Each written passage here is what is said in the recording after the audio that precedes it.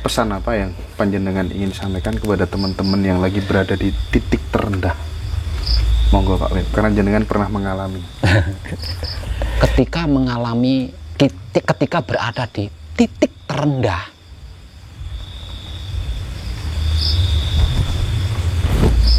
yang penting jangan kehilangan harapan. bukan gitu Mas, maksudnya Gimana? jangan lari selain ke Tuhan. Siap. Seperti ke dukun, ke kiai, ke ojo ngono kuwi. Malah nambahi perkoro. Malah justru semakin terpuruk, semakin kerdil. Karena apa? Karena itu tadi, alam itu nggak peduli Mas, nggak peduli orang sedang ada di posisi nol, nggak peduli. Iya, kok tidak lari ke Tuhan, tetap dibles-bles nih karo alam. Karena kalau kita lari selain ke Tuhan, kita akan kehilangan respon ini tadi loh. Akan kehilangan respon. Ada ilmu yang menyatakan sesungguhnya aku bertahta di dalam Baitul Makmur. Waduh, keren yang sih. berada di dalam kepala Adam. Nah, kalau kita ringkes, berarti otak kita itu kan singgasananya Tuhan, Mas. Kalau nggak salah, saya dulu pernah belajar titiknya ada 3, ada Baitul Makmur, Baitul Muharram, Baitul Muhaddas. Itu dia, Mas. Jangan ragukan otak kita, jangan ragukan hati kita. Mantap. Dulu saya paranormal, Mas. Mantan. Lah aku pernah gelut karo Joko Bodo ning Jakarta gara-gara rebutan pasien.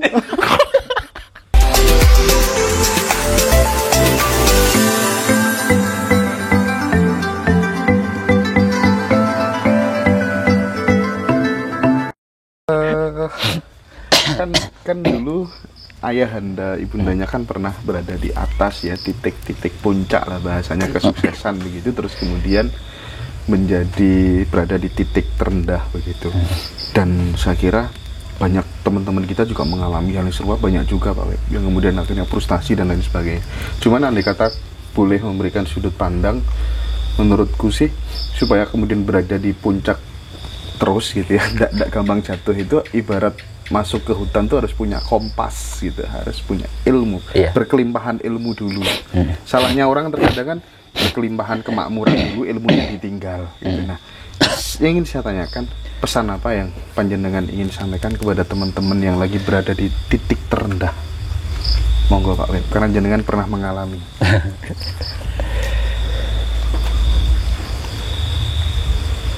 Itu sedikit rumit Mas ya, kalau enggak punya dasarnya.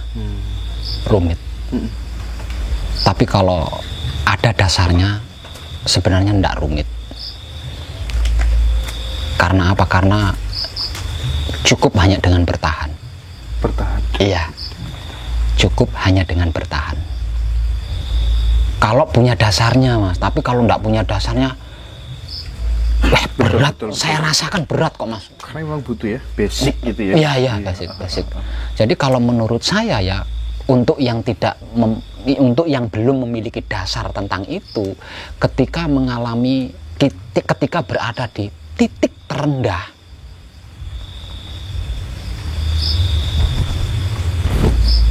yang penting jangan kehilangan harapan. Bukan gitu Mas, maksudnya Gimana? Jangan lari selain ke Tuhan. Siap. Seperti ke dukun, ke kiai, ke ojo ngono kuwi. Malah nambahi perkoro. Malah justru semakin terpuruk, semakin kerdil. Karena apa? Karena itu tadi, alam itu nggak peduli Mas, nggak peduli orang sedang ada di posisi nol, nggak peduli. Iya, kok tidak lari ke Tuhan, tetap dibles-bles nih karo alam.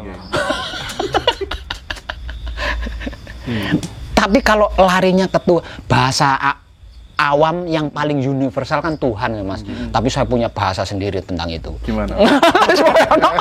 Rahasia dong. Saya punya panggilan kesayangan yang khusus. Tapi dalam bahasa umum yang paling universal kan Tuhan. Ke Romo, ya. Nah, kalau tidak kembali ke Tuhan, wis toh Mas. Saya enggak bisa memberikan kata-kata. Karena apa? Karena hukum alam itu kejam dan tidak peduli. Tidak peduli kita sedang berada di posisi nol. Kalau kita tidak lari ke Tuhan, pasti tetap dibles-bles nih karo alam. Ya. Ya. Karena apa? Karena kita ya alam ini ya kita ini, Mas. Nah, kalau kita berusaha berpisah dengan alam, loro, Mas. Loro. Kan ini kan tubuh kita ini kan jelas mikrokosmos. Iya. Alam semesta ini kan makrokosmosnya ya. Iya. Ketika kita berada pada titik terendah dan di pikiran kita itu dipelihara, kelak nanti aku pasti bisa bangkit lagi. Pikirannya positif terus, pasti kan akan direspon sama alam semesta. Iya pasti. Makanya saya katakan jangan lari-lari ke selain ke Tuhan. Jangan lari ke selain Tuhan. Iya. Karena apa? Karena kalau kita lari selain ke Tuhan, kita akan kehilangan respon ini tadi loh. Akan kehilangan respon. Iya. Saya ingin menegaskan lagi terkait dengan kekuatan otak dan pikiran Pak Web. Iya. Barangkali panjenengan pernah mengalami hal-hal yang bisa meyakinkan itu kepada teman-teman gitu supaya memang benar-benar selalu berpikir yang positif terus gitu loh, sampai yang negatif itu hilang total gitu loh Pak Web. Adakah pengalaman-pengalaman khusus begitu untuk meyakinkan kepada teman-teman yang lain gitu Pak? Ada. Ya, gimana Pak?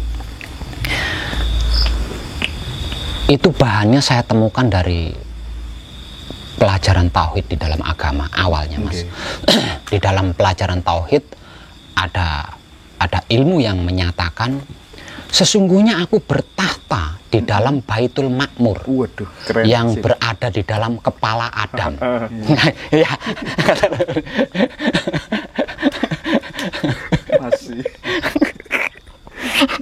Waduh. Ya kayak gitu. Di dalam kepala ada otak, di dalam otak ada bla bla bla bla bla. Nah, kalau kita ringkes, berarti otak kita itu kan singgasananya Tuhan, Mas. Kalau nggak salah, saya dulu pernah belajar titiknya ada 3, ada Baitul Makmur, Baitul Muharram, Baitul Muhaddas. Itu dia, Mas. Jangan ragukan otak kita, jangan ragukan hati kita. Mantap.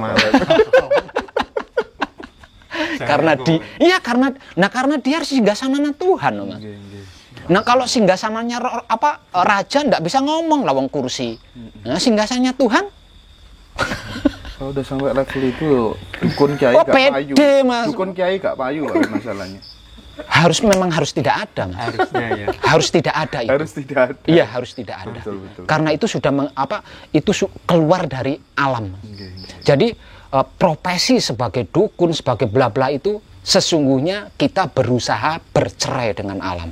Karena alam tidak menghendaki itu. Makanya dulu saya paranormal, Mas. Mantan. Lah aku pernah gelut karo Joko Bodo ning Jakarta gara-gara rebutan pasien. Nah, saya tinggalkan. Enggak. Keluar wes. Dan daripada saya kehilangan cinta dengan alam, enggak bisa bercinta dengan alam, lebih baik saya meninggalkan profesi itu. Walaupun tidak dengan profesi itu, lawang burung aja dikasih makan sama Tuhan, apalagi saya yang punya gini kan. Tapi kadang yang saya sayangkan kok justru banyak orang luar negeri ya yang tahu rahasia kekuatan pikiran ini ya Pak Web ya. Nah, sini jadi kita harus saya harus terpaksa membicarakan suku ini, Mas. Nah, inilah goblok wong Jawa. Goblok wong Jawa. Kenapa tidak saya katakan seperti itu?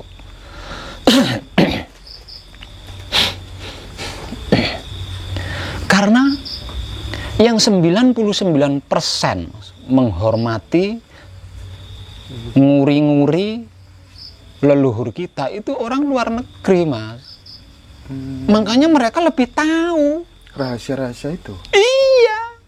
Lawang kitanya yang asli orang Jawa justru menganggap itu musyrik, ini blank, lebih.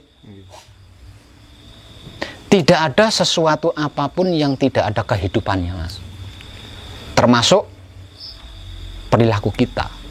Artinya ketika kita berperilaku tidak menghormati sesuatu, maka kita akan kehilangan koneksi dengan sesuatu itu. Kita masuk ke pertanyaan tadi. Artinya ketika saya beranggap bahwa cadar budaya peninggalan leluhur kita itu musyrik, artinya kita sudah kehilangan koneksi dengan cadar budaya itu, Mas. Nek akhirnya ono opo-opo cadar budaya itu tidak memberitahu kepada kita. Nah, yang menghormati cadar budaya itu kan orang luar negeri. Lah dia memberi akses sama orang luar negeri. Mulane mayoritas yang mengetahui titik hebat ini adalah orang-orang luar negeri karena dia punya akses dengan leluhur-leluhur kita. Nah, kita putus karena menganggap leluhur kita sesat. Nah, ini parah, Mas. Karena kan kalau saya tarik ke sisi lain ya Pak Web, di luar negeri itu terkait dengan kekuatan pikiran tadi ya, panjenengan kan memberikan legitimasi Baitul Makmur tadi ya. Itu pas banget menurut saya. Di dunia ini kan ada 375 orang yang jika kemudian kekayaannya itu ditotal itu sama dengan kekayaan 3 miliar manusia. Kan orang-orang yang paham kekuatan pikirannya Pak Web, menanamkan, menginstal software kemakmurannya, ada Joe Bezos, Mark Zuckerberg, Elon Musk, Bill Gates dan lain sebagainya.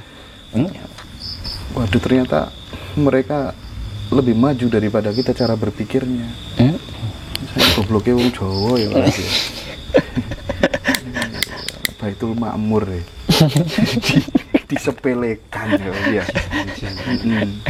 Baitul Makmur disepelekan, pergi ke dukun, pergi ke kiai. Lebih yakin ke situ kan daripada kepada otaknya sendiri. Oke. Ini pelajaran sangat penting. Tapi yang lebih penting lagi Pak Web, bagaimana cara supaya kita bisa membersihkan hati dan batin kita? Sebenarnya tadi sudah saya uraikan.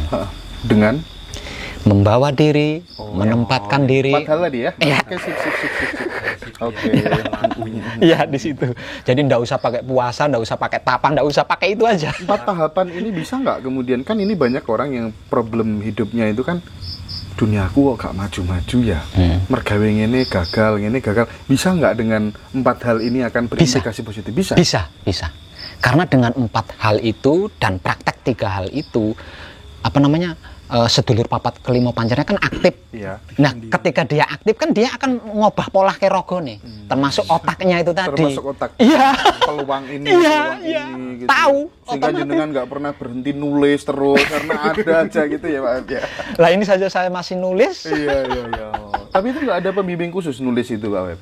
Tidak. Hanya menuruti apa yang ada di pikiran nurani aja. Naik turunnya 3. Ini ke sini, ini ke sini, ini ke sini, ini ke sini, ini tok. Itu yang saya ekspresikan menjadi tulisan. Berarti nggak ada itu apa basic diklat, jurnalistik apa gitu nggak ada ya dulu ya? Nggak ada. Kelas loro SD ya. Enggak.